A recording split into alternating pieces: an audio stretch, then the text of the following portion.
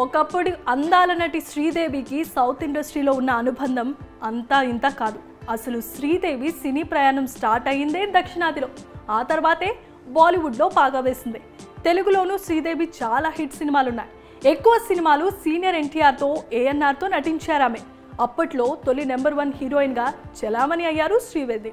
ఇక megastar చిరంజీవితో Jagadeka Veerudu, Athiloka Sundari cinema చేసి తిరుగులేని హీరోయిన్గా కొనసాగింది. శ్రీదేవి డేట్స్ దొరికితే చాలు అని క్యూలో నిల్చునేవారు ప్రొడ్యూసర్స్. అంత క్రేజ్ని సంపాదించుకుంది. ఇటు తెలుగులోనూ చేస్తూనే తమిళ్, కన్నడలో కూడా ఒక ఊపు ఊపేసింది. ఆవిడ సినిమాలకు అభిమానులు కూడా బ్రహ్మరథం పట్టేవారు.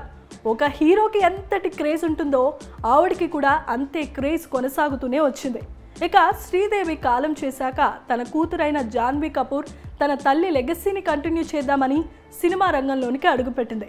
ఇక జాన్వీ కపూర్ టాలీవుడ్లో పాగా వేయడానికి రెడీ అయిపోయింది.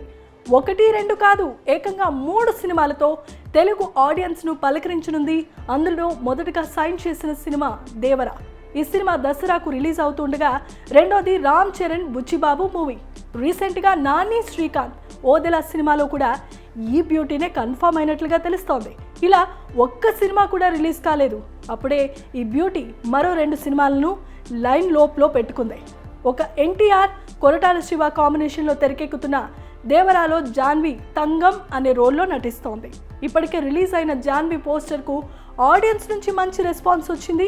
ఇదిలా ఉంటే తాజాగా ఈ బ్యూటీ దేవరా గురించి కొన్ని విషయాలు చెప్పుకొచ్చింది.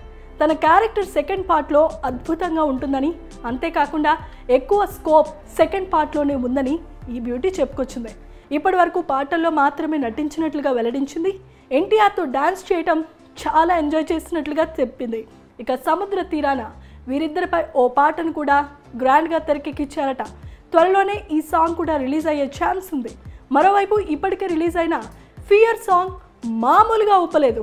ఈ మధ్యకాలంలో అలాంటి ట్యూన్ వినలేదు. అనిరుద్ ఓ రేంజ్లో మ్యూజిక్ ఇచ్చాడు. సెకండ్ సాంగ్ కూడా అదే రేంజ్లో ఉండబోతోందని సమాచారం.